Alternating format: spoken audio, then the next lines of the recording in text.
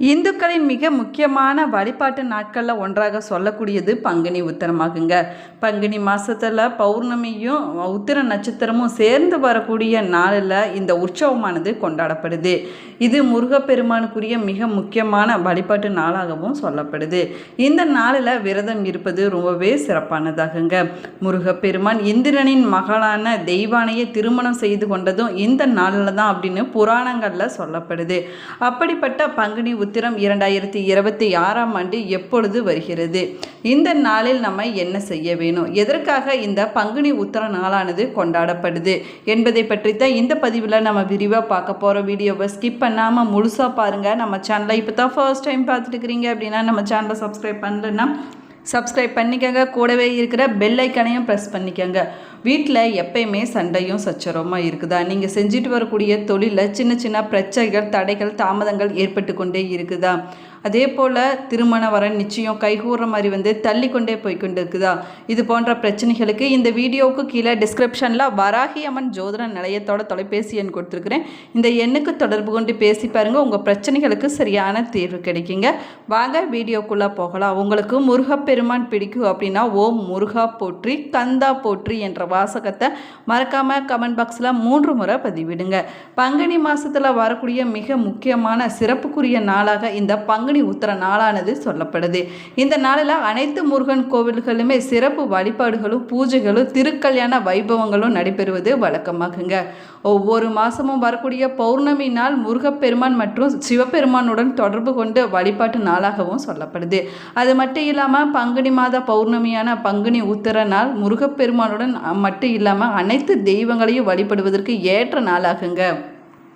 பங்குனி உத்திர திருநாள் என்பது அனைத்து தெய்வங்களுக்கு உரிய நாள் என்பதனால இந்த நாளில் எந்த தெய்வத்தை வேணும்னாலும் நம்ம வழிபட்டோம்னா பலவிதமான நன்மைகள் நம்முடைய வாழ்க்கையில் நடக்கும் அப்படின்னு சொல்லப்படுது. அதுலேயும் குறிப்பாக முருகப்பெருமான அன்றைய நாளில் நம்ம வழிபட்டோம்னா எப்படிப்பட்ட பிரச்சனைகளாக இருந்தாலும் சரிங்க, துன்பங்கள் குறைகளாக இருந்தாலும் சரி, அது அனைத்துமே நீங்கிவிடும். நம்முடைய வாழ்க்கையில் நன்மைகளானது அதிகரிக்க தொடங்கும் அப்படின்னு ஐதீகமாக சொல்லப்படுது. முருகப்பெருமான் மட்டுமில்லைங்க, சிவன், பார்வதி, ஸ்ரீராமர், சீதை, ரங்கநாதர், ஆண்டாள் போன்ற பல தெய்வ திருமணங்களும் இந்த பங்குனி உத்திர நாளில் தான் நடைபெற்றிருப்பதாக சொல்லப்படுது. இந்த நாளில் நம்ம விரதம் இருந்து வழிபட்டோம்னா திருமணம் ஆகாதவங்களுக்கு திருமண வரனானது கிடைக்கும் அப்படின்னும் சொல்லப்படுதுங்க. அதனால தான் இந்த பங்குனி உத்திர விரதத்திற்கு கல்யாண விரதம் அப்படிங்கிற பேரும் இருக்குதுங்க. இந்த நாளில் முருகப்பெருமானுடைய அறுபடை வீடுகளிலுமே காவடி எடுப்பது, பால் கூட ஏந்தி பக்தர்கள் தங்களுடைய நேர்த்தி கடனை செலுத்துவதை வழக்கமாகவே வச்சிருக்கிறாங்க. இந்த நாளில் விரதம் இருந்து வழிபட்டோம்னா திருமண வாழ்க்கையில் இருக்கக்கூடிய தடைகள் அனைத்துமே விலகிவிடும் அப்படின்னும் சொல்லப்படுதுங்க. அது மட்டும் இல்லாமல் நல்ல வாழ்க்கை துணையானது அமையும் அப்படின்னும் நம்பிக்கையை சொல்லப்படுது.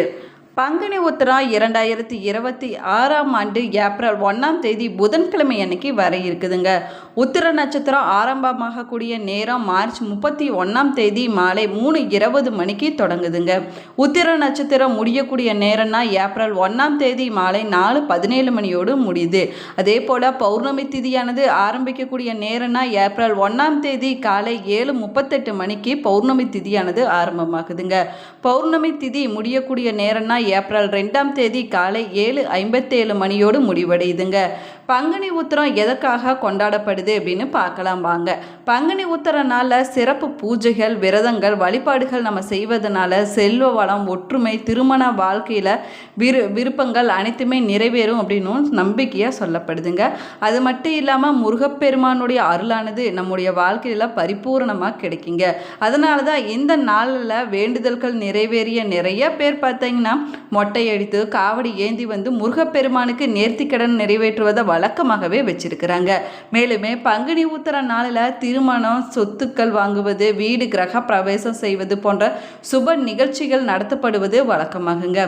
தமிழகம் மட்டுமில்லைங்க, கேரளா, கர்நாடகா, ஆந்திரா போன்ற மாநிலங்களையுமே திருமண வரன் வேண்டி பங்குனி உத்திர நாளில் நிறைய பேர் விரதம் இருப்பதை வழக்கமாகவே வச்சிருக்கிறாங்க. திருமணமாகாத ஆண்கள் மட்டும் இல்லாமல் பெண்கள் மட்டும் இல்லாமல் திருமணமான தம்பதிகளும் இந்த நாளில் சிறப்பு பூஜைகள் செய்து தங்களுடைய வாழ்க்கை சிறப்பாக அமைய வேணும் அப்படின்னு வேண்டிக் கொள்வாங்க. இது தெய்வத்திற்கும் மனிதர்களுக்கும் இடையே ஆன்மீக பந்தத்தை உருவாக்கக்கூடிய ஒரு அற்புதமான நாள் அப்படின்னு சொல்லப்பட்டிருக்குதுங்க. பல தெய்வங்களும் திருமணம் நடைபெற்ற நாளாக இருந்தாலும் கூட பங்குனி உத்திரம் முருகப்பெருமானுக்குரிய நாளாகவே சொல்லப்பட்டிருக்குது. இதற்கு காரணம் என்ன அப்படின்னு பார்த்தீங்கன்னா, முருகப்பெருமானுக்குள்ள அனைத்து தெய்வங்களும் அடக்கம் அப்படின்னு சாஸ்திரத்தில் சொல்லப்பட்டிருக்குது. அதனால தான் இது முருகப்பெருமானுக்குரிய வழிபாட்டு நாளாகவும் சொல்லப்படுதுங்க.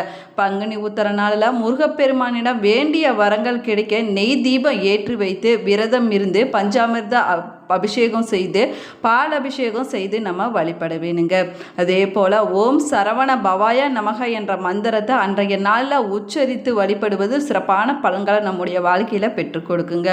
அன்றைய நாளில் முழு உபவாசமாக விரதம் இருக்க முடியாதவங்க முருகப்பெருமானுடைய படத்துக்கு முன்னாடி அமர்ந்து மனதார ஓம் சரவண பவா என்ற மந்திரத்தை எத்தனை முறை உங்களால் அன்றைய நாளில் உச்சரிக்க முடியுமோ அத்தனை முறை நீங்கள் உச்சரிக்க வேணுங்க.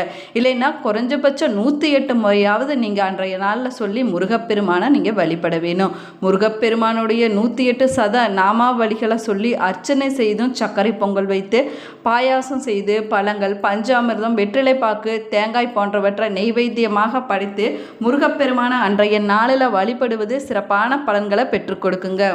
மேலுமே ஒவ்வொரு மாதத்துலேயும் ஒவ்வொரு நட்சத்திரத்திற்கும் ஒவ்வொரு முக்கியத்துவம் கொடுத்து விழாக்களானது நடத்தப்பட்டு வருதுங்க. அதில் பங்குனி மாதத்தில் வரக்கூடிய உத்தர நட்சத்திரக்கும் அதிக மகத்துவமானது இருக்குது. இந்த திருநாளில் தான் அதிகமான தெய்வ திருமணங்கள் நடைபெற்றதாக புராணங்களில் சொல்லப்பட்டிருக்குதுங்க. 12வது மாதமான பங்குனியும் 12வது நட்சத்திரமான உத்தரமும் இணையக்கூடிய புனிதமான நாள் தாங்க பங்குனி உத்தர திருநாள் ஆகும்.